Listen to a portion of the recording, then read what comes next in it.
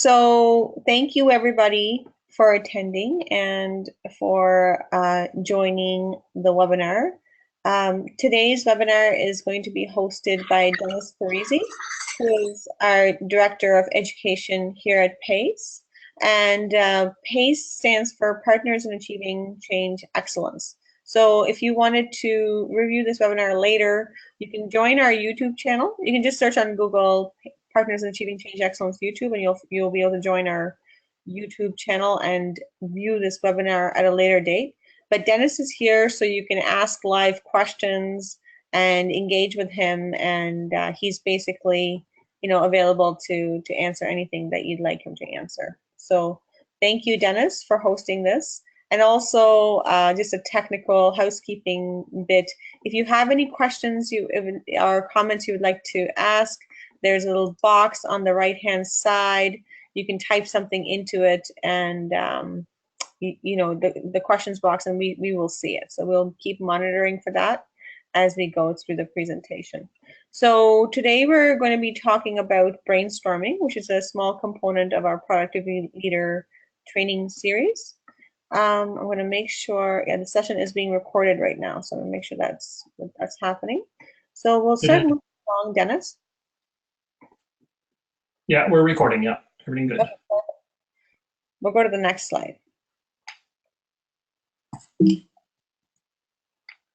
So our mission is to deliver practical solutions to as many organizations as possible. So you may, you're attending the webinar today and you may be working for a big organization, or you may be working for a small organization. But we don't believe that, knowledge needs to be kept under wraps, or you have to pay for knowledge all the time. So this is our way of giving back to our Lean community. We have students who've gone through our course already, and we know that, attending a course doesn't mean you're actually going to retain anything or remember things. So we like to do refreshers for our students, and at the same time open it up to the broader community. So if you want to come and learn something new, you're able to do that at your own convenience. Some of the companies that we've trained in the human services sector are the Canadian Mental Health Association, the City of Sudbury, Monarch, Children's Community Network. So that's just a small sampling, and we have quite a few hospitals that we've been training as well. And in the manufacturing mining sector, we're missing a couple there, but definitely Atlas Copco, Dumas Mining, TPS group of companies. So, and we have a few others that we've been working with. And in the mining sector, we're also working with Barrick Gold, Goldcorp, those types of organizations. So what we like to do is we like to start with a little bit of engagement, right? So we like to ask a poll question. Dennis, are you okay to launch the poll, or do you want me to launch it? Okay, so I'll be launching this poll, and you'll see it on the right-hand side of your screens, and you get to select an answer, and I'll give you a little bit of time, and then we'll close it and see what the answers come up by. And here we go. Awesome. So the question is, what is your experience with Lean?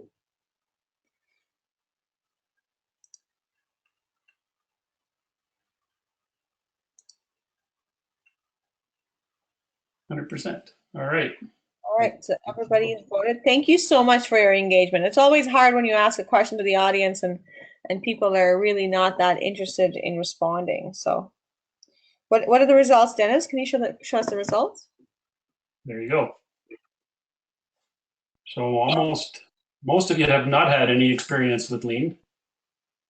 And some of you are certified and in your workplace. Perfect. So what I'm going to do is, before Dennis gets into his bit, I'm just going to do a quick overview of what Lean is in a very simple nutshell kind of way, so that you get a general understanding, and then we'll go from there. So we can go back to the presentation now, Dennis. Yep.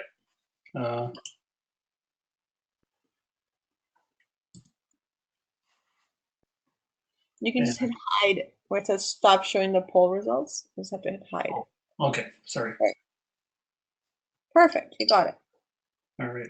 I'm getting used to this. You're awesome. So Lean is an approach to systematically eliminating waste in organizational processes in order to improve quality, productivity, and reduce cost. So you might ask me, Well, what do you mean? Like, so it's, garbage. So waste is garbage. So you're gonna help me eliminate garbage? Well, kind of in a way, right? Because every day we do things in our workplaces that we think, well, why are we doing it this way? I'm sure there's a better way, right? Or somebody comes up with an idea to say, hey, so I'll give you an example. So someone came up with an idea saying, we need to have a different color label if this document needs a correction or of some sort, so that people know that we need to correct this document, right? And in our workplace, we think, well, great idea. You need to come up with this colored label. It's visual management. People need to correct the document, but then nobody stops to think, well, why is there so many corrections to be made in these documents, right? We don't stop to think about that. We don't stop to think about what's happening, what's the root cause, what's the reason for this happening, right? So in very, very simple terms, we take steps every day to do work, right? And these are all steps that we just do automatically and we've been doing for a long time, but we never actually stop and think about how to eliminate certain steps. So that's what lean is about, is eliminating certain steps out of the process. And if you eliminate certain steps out of the process, right, that's what we call waste.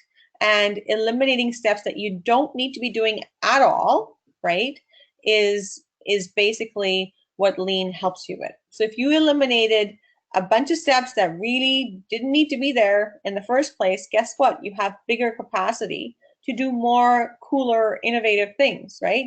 You can think more, you can do more, you can look at things from a very different perspective. So today's focus is not focused on sort of, the lean basics and the lean 101. It's just here to demonstrate to you, yeah, you can take an existing process and you can make it faster with less resources, not because you've made everybody work faster. It has nothing to do with making people work faster. It has everything to do with just being smarter about where you focus your efforts and just getting the results that you're looking for out of a particular process. So in a nutshell, that's what lean is about. And that's why people come to our course, because in our course, we actually throw you into a simulation. I think that's the next slide, eh, Dennis? I don't know what the next slide says. So we service the human services sector and the mining manufacturing sector. And in the course, we just throw you into a simulation.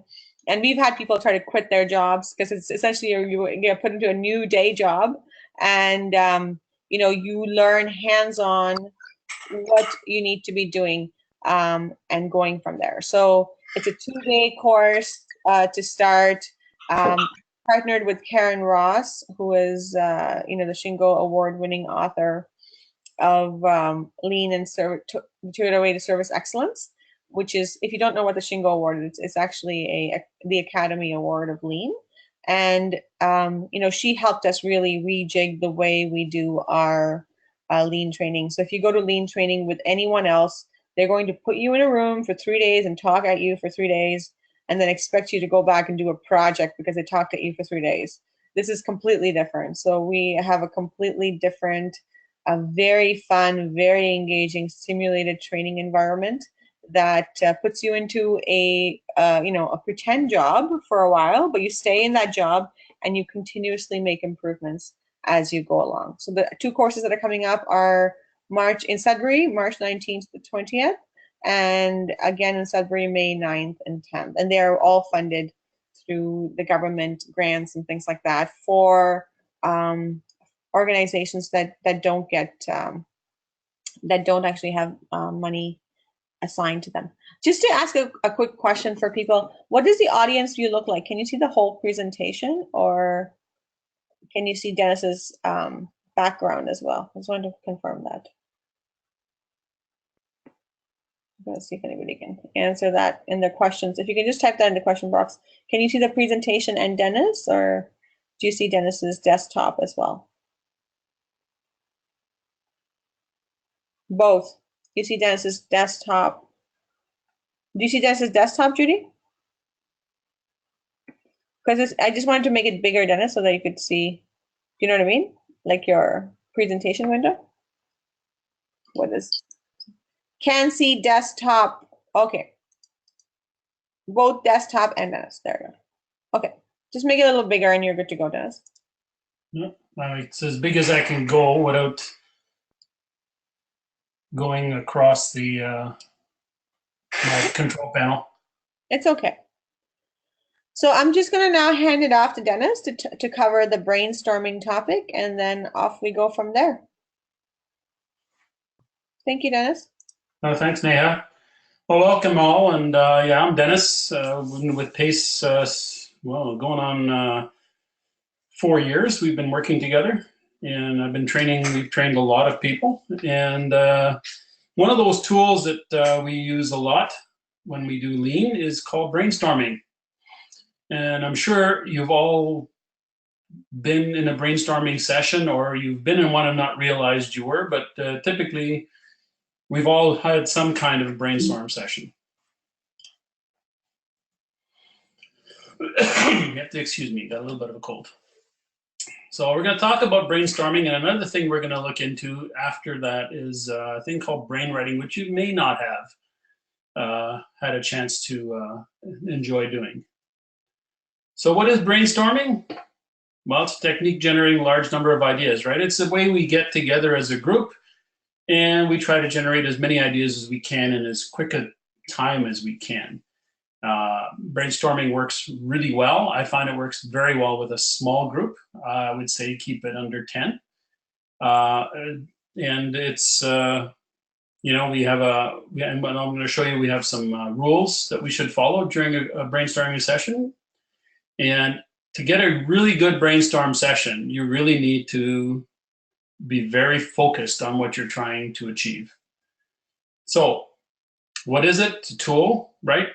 It's not an individual thing. That's the beauty about it. It's a team thing. And it's a way of really getting good engagement with your team. Method to generate lots of ideas. You get, you know, many persons' knowledge. So you get the knowledge of the group instead of the few. And it's used for as an input to a cause and effects tool, and we'll get into that on our next webinar, which we'll be doing in March, about using the output of a brainstorming or brainwriting session. And it's used to help us find a solution or ideas on how to do something, whatever. So there's some really important rules to follow when you're having a brainstorming session. And probably the one that gets missed the most is having a really clear question or topic for the session. And to write it down on a whiteboard or put it up in a piece of paper on the wall. This one thing, if we don't do this right, will short circuit a brainstorming session faster than anything else. So it's very important that everybody understand exactly why we're there for this session and what we're looking for.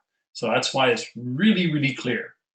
You have to have a very clear question or a topic that we're going to be discussing and trying to get input from our group. It's very important that we take turns. So a brainstorming session is not about one person. It's about everybody getting their say. So every member has equal opportunity to contribute. Encourage each other. We should always be encouraging everyone else to contribute. Listen and respect others' ideas. So no laughing at whatever someone else says, or snickering or putting them down, which I've seen happen. Build on existing ideas. So as ideas come up, you should be writing them down. You can build on those ideas to help get deeper. Focus on the topic. Remember I said if you don't have a clear topic, how can you focus on it? So you have to keep everyone focused and do not criticize ideas and no negative comments. Now, I've also found that what's very important to do at one of these, at a brainstorming session, is the one leading it really needs to know how to do it. And it's a lot of times I would suggest if you know someone who's a good facilitator, this is where you would bring them in to do a brainstorming session, because you need someone who can command the audience and control the environment so that people aren't talking over each other and you're actually getting some really good feedback. I'm sure most of you have already been in brainstorming sessions. I've been in lots of them. A lot of times, though, you get where someone kind of takes their own agenda and tends to take over things. This is where the facilitator needs to really control what's going on. And a lot of times, unfortunately, a lot of people are meek and they don't want to say anything, or they're scared to say something, or people are scared that someone's going to laugh at their ideas. Those are the pitfalls of brainstorming. But brainstorming, if it's done right, is a really good tool to get a lot of ideas. Now, I'd like to ask a poll of everyone again. I'm going to open up the poll for a different one. And then the question we're going to ask this time is, what are your emotions or experience you've experienced during a brainstorming session? Now, if you've been in one, you've probably had a good, bad, experience with a brainstorming session. So I'm gonna launch this poll, and you'll see that we have answers there called, here's the happiness, frustration, excitement, sadness, or all of the above. So if you take a minute here, we'll launch this poll, and you can ask the question and give me their feedback. Appreciate it. So what are the emotions you experienced during a brainstorming session? And if you can go ahead and start filling that in, that'd be really great.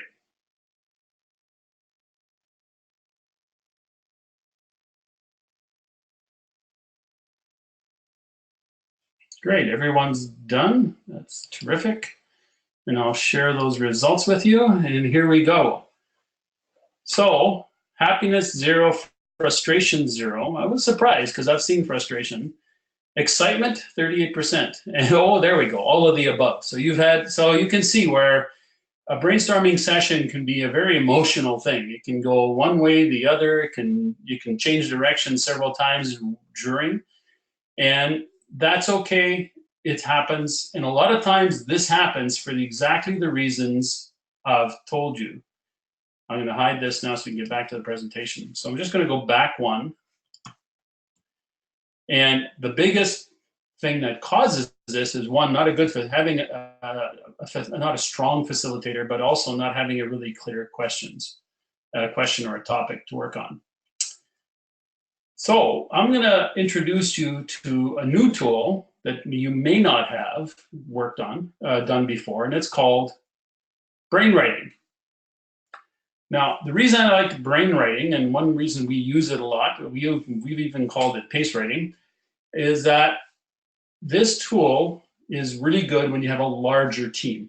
Now, I've done a brainwriting session with over 100 people in a room, and it's just amazing to watch, and it works really, really well.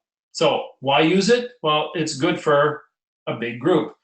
And as it says here, it's in a quiet environment, which is totally different from a brainstorming session, which can turn into quite a shouting match sometimes. It's a method of generating a lot of ideas very fast. And when I say typically takes less than 15 minutes, it's really less than 15 minutes. And even with 110 people in a room, we were able to do a complete brainwrite and collate the results in a half an hour. So it's impressive, and it really does work well. Allows the introverted to have their ideas heard. Well, there's the kicker here.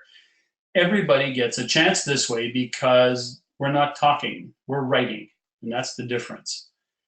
So many persons' knowledge and ideas are always more than the individuals, and input, again, for the cause and effects tools that we'll be looking at in our next webinar. So why we use this brainstorming, the brainwriting technique is, brainwriting, we actually write our answers on a piece of paper. And I'll show you, and here's the rules for brainwriting. So again, it's very important to have a very clear question and topic for the session. And it's a silent exercise. Nobody talks. We're writing. And if you see the caption, you'll see this young lady writing away on her piece of paper. It's exactly what we do. Everyone starts off with a blank sheet, and including the facilitator. So if I was facilitating this and we had 20 people in a room, we'd actually have 21 pieces of paper. And what I like to do is actually write the question or the topic at the top of the paper before I hand them out. So I always print them up ahead of time, a whole bunch of them, and it has the actual question right at the very top of the page. If you can get lined paper, it makes it even better. That's not a prerequisite. You can use, doesn't matter what type of paper you use. And everyone gets a sheet, and obviously everybody gets pen. And we're asked, each person has to write an idea on their piece of paper, only one. That's the most important thing. So you write one thing on your piece of paper, and once you've done that, you hold that piece of paper up like such. As soon as a person lifts up their piece of paper, the facilitator will come and get that piece of paper and give them whatever sheet he or she has in his hands or her hands. So it might be a blank one, but it might be also one that already has someone else's idea on it. And the whole idea about this is that the team members should use the other ideas on the page to generate more. So the reason why we do this is that everybody gets to see everybody else's idea, but they don't know who wrote them down. That's what makes it a really nice anonymous way of getting information from a very large group. You can ask them a question like, and I'll actually have an example. I'll show you what we used one place. And you can ask for ideas on how to correct something, whatever. This way here, everybody gets to see what everybody else wrote without really knowing who wrote what. Okay, the exercise stops when this sheet stops circulating. So you keep writing. So as soon as you get a piece of paper that has an idea on it, you're asked to write another idea, not the same one, but you're also asked to vote on the idea that's on that sheet of paper. So if it has, someone has answered poor communication is how they feel about something, and you feel that you feel strongly that actually is an issue, you can put a check mark beside it to vote on that. And that basically is like if you were writing that same answer, and you'll see how this comes in handy later. So we keep going around the room and passing the sheets around from the facilitator keeps picking them up and handing them out. As a facilitator, it's your job to mix it up. So you need running shoes, I think, sometimes for this, and especially in a very large room. Sometimes you need more than one person going around moving the sheets around. But the idea is to make sure you circulate the sheets as much as you can around so everyone gets to see the same kinds of things. Now, obviously, you're going to write, people are going to write, and you're going to write, and then suddenly they're going to start running out of ideas to write. So we ask that they read the ideas that are already on the sheet to vote on them. The reason we ask you to do that is, one, we want to know what your vote is, but two, we also want you to use those ideas to help you generate more. And the whole point is to try and get as many ideas on each sheet of paper as we can. And it doesn't matter if the same idea comes up several times. So I'll show you how we take care of that later.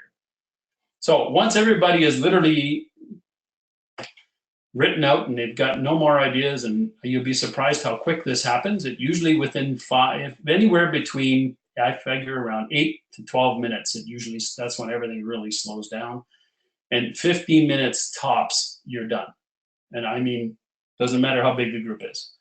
And all ideas are then read to the team for clarifications or consensus, and duplicates removed. They're removed, but they're voted on, and you'll see what I mean on the next few sheets of paper.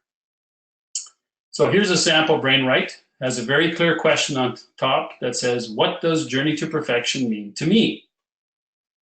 And we handed out all these sheets, and we started getting ideas. So one person said being more aware and conscientious of what's going on. So you notice it also has 3 check marks beside it, and that means that whoever wrote working together or show greater appreciation voted on it and said that they agree with that. If you don't agree with something, you don't put a mark. You don't vote. You don't put a check mark. You don't put an X across it.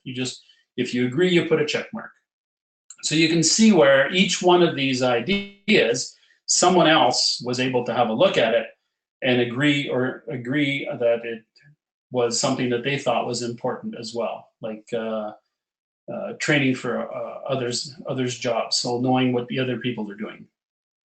So here a good one, improving communication with clients and staff, etc. So this is how these are the sheets you would end up with. And you'd end up with how many ever people are in the room plus one, because you had plus one or two depending on how many facilitators you had. Facilitator will grab all of those and how we work it, and whoever's running that basically ends that meeting, because while you can end it that way, or you can try and compile it right there in the room. It's entirely up to you. Either way, you have to compile it. And if you look at this next sheet, you'll see how we did that. So basically, you would write down on it. You can use an Excel spreadsheet. That's basically what we do, because we take all of these sheets when we do a Brainwrite session. We send them back to our Sudbury office, and we have one of our girls there. She compiles it all, puts it in an Excel spreadsheet, and sends it back to the people who asked us to do the Brainwrite. And the nice thing about it is it comes back collated so that they know which things came up the most often. So if you notice, communication between management and staff showed up 3 times. So that means that it showed up on more than one piece of paper, and it probably got voted on. So if the votes tallied up to 30, you would have a 30 there. The idea is you would put this in order of how many times the same idea came up, from highest to lowest. And it kind of gives you an idea now which ones everyone feels the most important, or the most, they feel that affects them the most. And it's a really good way of taking very quickly of knowing where you might or should put your efforts towards, or trying fixing those things. If this was, in this case, what does the journey to perfection mean to me? Well, then if you're trying to run, to create a place, a workplace where you're trying to create perfection in the workplace, maybe the ones that come up the most are the ones that you would spend most of your time working on at the beginning. You never throw any of this away, because you can always go to them as you go along. So you would tackle the most important ones, the ones that come up often, the most, and you would tackle those first. And that's basically just a quick way of doing a brainstorming session in silence.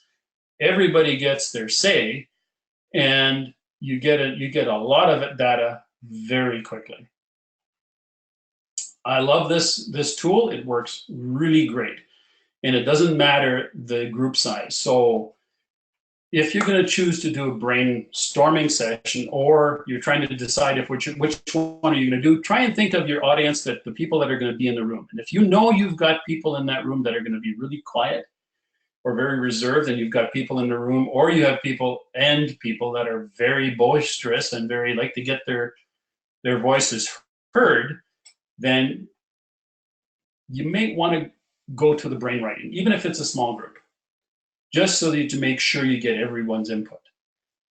But again, as long as you have a clear question or a topic and someone who can run the brainstorming session, there's no reason why you don't do a brainstorming session. It works just as well. So what are the pros and cons? Well, brainwriting generates many more ideas than brainstorming in a relatively short period of time. It allows for the introverted individuals to participate, works well in large groups, and I do mean large. You can, like I say, I've seen this done with 25, 35, 40, up to 110 is my max so far. And anonymity may encourage more creativity. The beauty about it is anonymous. No one really knows who put what, including management. If you wanted to send this like a survey back, you could do a brainwrite as a survey and send the data back to management, and they would have no idea who wrote what, because nobody can analyze somebody else's handwriting, because you collated it all on like an Excel spreadsheet. Oops, sorry. Brainwriting initially is less interactive, so sometimes it takes a little bit to get it going, but once it's going, believe me, it does work well. And it may require a second time around to get consent, to ensure consensus or understanding. That is very rare.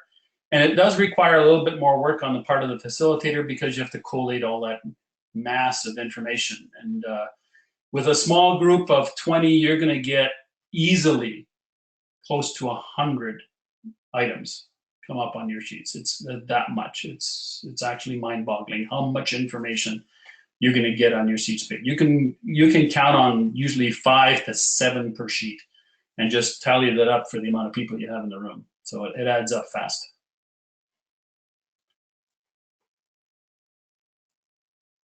So thank you for that. Now that's brainwriting and brainstorming. If you have any questions on that, don't be shy. I can definitely answer a few questions on the 2 different kinds, and you can use the question window on the right-hand side of your screens to ask a question. So one of the questions that came up, Dennis, is around when would you use one versus the other? Like I was saying, when would you use one more versus the other is knowing your audience. And if you're really know that you're going to have either very introverted people or very boisterous people or very opinionated people, that would be a good hint that maybe we should use a Brainwrite. If you're more than 10 people in a room, use a Brainwrite. It's way better. It's really tough to do a brainstorm session when you got 25 people trying to get their voices heard if you don't have a really strong facilitator.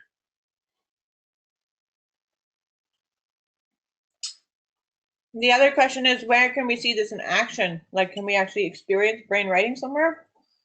Yeah, you take our course. We actually do a Brainwrite right in the course, and it's a lot of fun.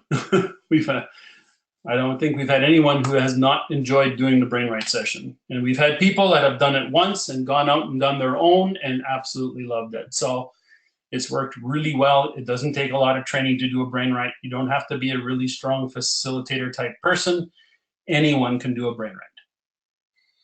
And Brainwrite, like I remember, Dennis, one of the times we did a Brainwrite in one of our projects, it doesn't take any time to set up, right? Because all it takes like is printer paper and pens. Basically, so, yeah, you don't have to pre-write the question even. You could, as long as everyone can see the question written up on a whiteboard or somewhere, then all you need is, go to the nearest printer, grab a pack of paper, and make sure everybody's got a pen or a pencil, and away you go. It's literally that easy. There's no cost to it whatsoever, really. The long part is actually the collating at the end. And you can do that right in the room. And one of the secrets to brainwriting, I find, is in the design of the questions, right?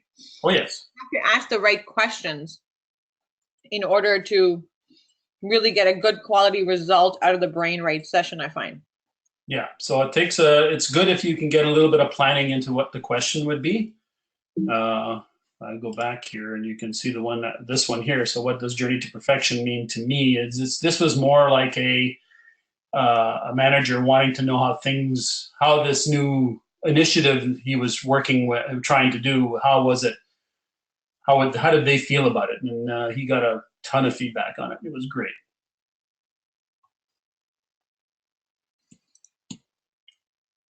And we had some cool reports because the question just came up around case studies. Like, do you have any other examples of where we've used it? So one of the examples that I know we used it at is at the parent engagement sessions. So we work in the developmental services sector, and we had a whole bunch of there's a ministry change that was happening. We had a whole bunch of parents in the room really concerned about what was happening, and we only had 2 hours with them, and so we were able to really get a lot of feedback from the people in the room, and actually collate the feedback into a really nice report that gave us the questions and concerns from all the parents and caregivers. Do you want me to send that to you, Dennis, so you can just quickly show it on your screen? If you want, sure. Yeah. We've also done Brainwrites with the entire staff at 4 northern hospitals. We did a little bit of training with them, basically some what is lean type of training, and we asked some questions of the staff on what they felt needed work on and what they felt was not working well at the hospitals. And we got reams and reams of stuff. And it was really, really helpful for the management team to know where they should begin to work on things. Yeah, and we use that consistently at most of the organizations that we work at, right? Is to really get a clear sense of where the areas of improvement are. And it's such an anonymous way to get the feedback. It's pretty amazing. And it's really, really quick as well. And it's fast. Like I've yet to have one take more than 15 minutes. Mm-hmm. Yeah. Doesn't matter how many people are in the room. And people are tapped out of ideas, right? Oh yeah, they just can't write anymore. And you, even no matter how much you try to encourage them to do more, they you can see they just say, holy smokes, and you get the odd one still writing, but at the very end, by 15 minutes, no one can write anymore usually. It's impressive. I'm telling you, the amounts are incredible. Mm-hmm. So while Dennis is pulling up that report, maybe we'll ask a question, see if there's more questions actually. Yeah, we'll ask a question to the audience, and the question is, where can you see yourself using the Brainwrite tool? Just add in your response in the questions box there.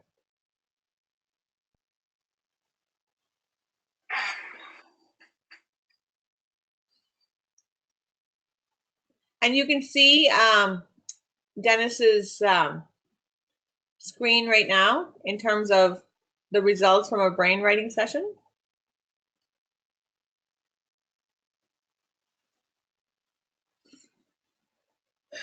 Like 35 people had top questions, right? So 35 people asked the same question saying, what will happen in 2021? Will this affect their ODSP? 33 questions asked that. Will I lose my job? So as you see, like when we asked people to engage, we asked them, what are your top questions or concerns? And those are the questions that came up. And there was about 120 people in the room, including clients and parents. And you know, the whole point about brainwriting is it enables people to do a brain dump of what they're feeling. So it's a very cathartic exercise, is what people have called it before. And you know, yeah, we know most people have the same questions, but the fact that they actually put something down and then we actually acknowledge and show it to them, it makes a big difference. Do you want to open the other one too, Dennis? It's just a nice visual for, and you know, just based on the Brainwrite submissions, those are the top choices there in terms of people actually put in, you know, they really like the like, where do you like about where you're currently working, and they really like the staff, you know, they give you, it gives them self-confidence and things like that. So it just gives you a way to objectively put some numbers on feedback that you wouldn't ideally have numbers based on, right? And go from there. So those are the only two things that I wanted to sort of share as we went along. All right. We'll continue on then, Dennis? Yep. Okay, awesome. So thank you. That is brainwriting and brainstorming. And we'll just finish up here. And Neha mentioned this earlier about the Canada-Ontario Job Grant. So you can get a fair bit of money to help you with your training in your organizations. Yeah, it's mostly for organizations that don't get funding from the government. So it's for for private sector organizations like construction companies, manufacturing companies, etc. So there is money available. Dennis is doing another webinar coming up on root cause analysis. So really understanding the problem behind the problem versus just trying to fix the symptom. So that's going to mark your calendar for Wednesday, March 14th, and we'll give you an option at the end of the webinar that sees if you want to just be booked for all the other upcoming webinars, because you can view it later at a later date as well. And because we do service a lot of the not-for-profits, we have special funding for government and nonprofit organizations as well. So that's just our own funding program that we have for the training piece. So that's our contact information. We should just pause there for 2 seconds in case people want to write our contact information down.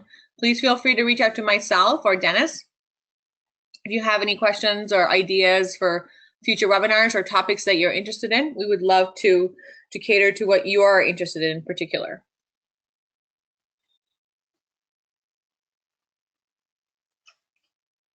you're slow writers like me, I'll let you give you a second here.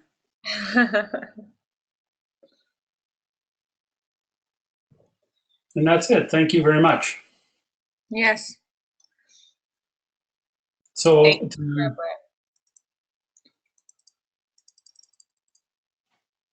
there are no more questions.